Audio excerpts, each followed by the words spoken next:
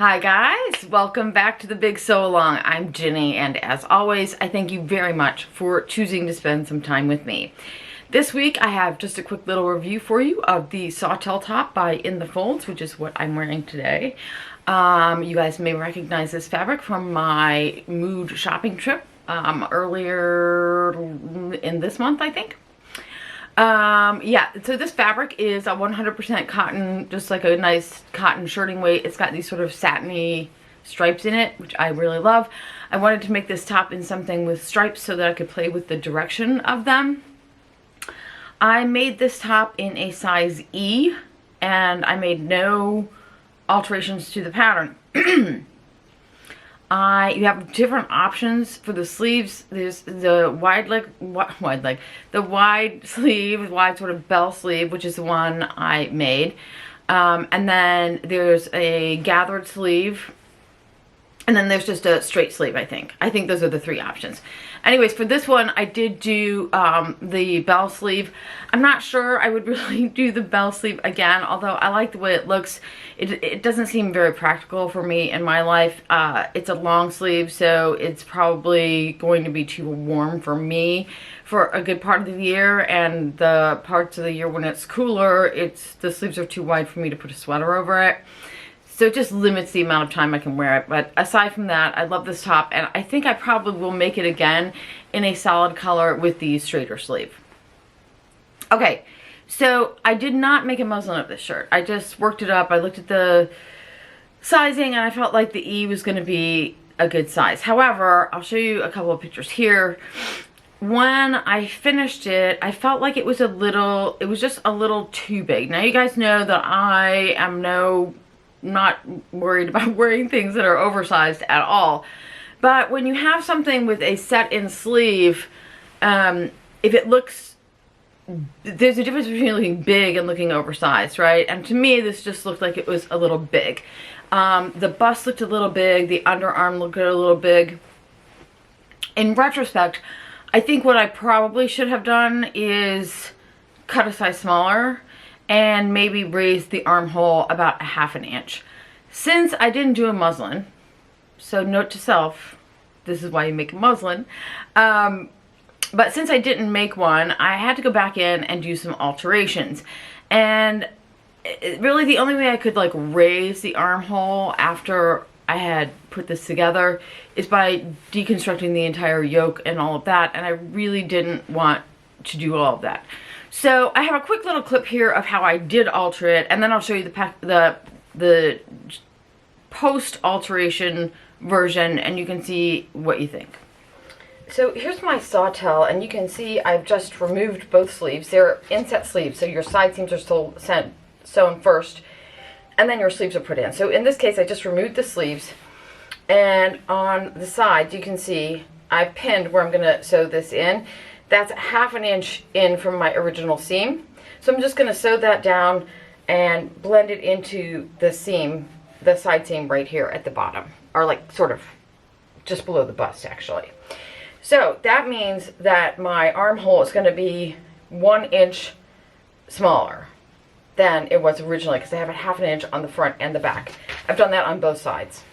So now for my sleeve pattern, I wanted to shorten this anyways because it's too long. So I took my pattern and I shortened it in the middle here.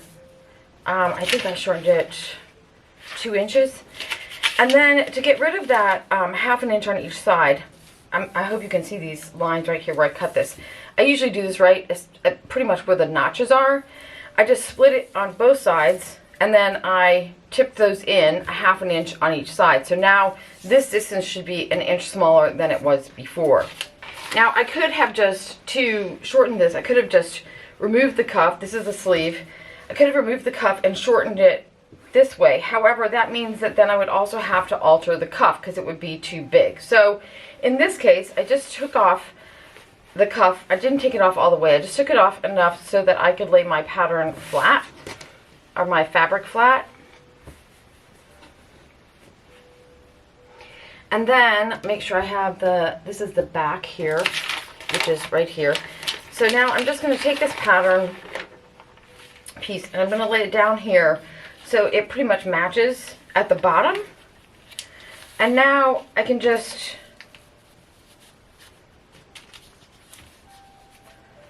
trace around this and cut off all of this excess like that. Okay, so I'm going to show you right here. This is before alterations. This is after alterations. I don't know that there's a huge difference. I mean, the sleeve length definitely matters. Like I said, I do feel like the whole thing, I really should have done a size smaller and raised the armhole about a ½ inch, and then I think I would have been absolutely fine with it. As it is, I still really like it. This is perfectly wearable. There's nothing wrong with it. I will alter the pattern though, so that when I make my next one, I won't have to do this kind of like last minute alterations. I could just do it in the pattern before I cut it out.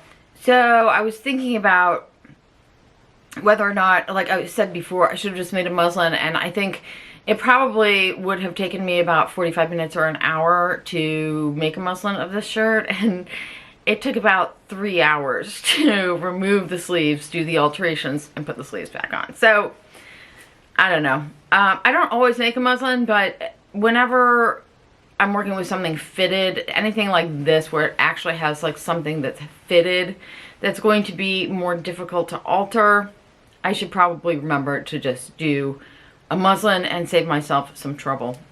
Anyways, I do really like this shirt.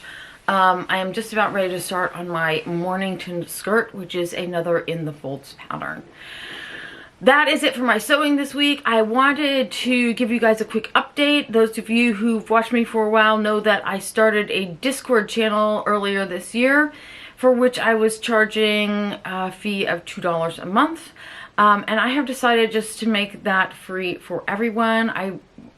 I started this channel originally not to make money. That's not that it's not nice when I do make money from this channel, but that's not why I started this channel. I started this channel to sort of develop a community where like-minded people could come together and exchange ideas and support each other and that kind of thing. And the Discord channel was supposed to be an extension of that. I especially wanted a Discord channel or something like that so that you guys could actually communicate with each other and give each other advice and encouragement.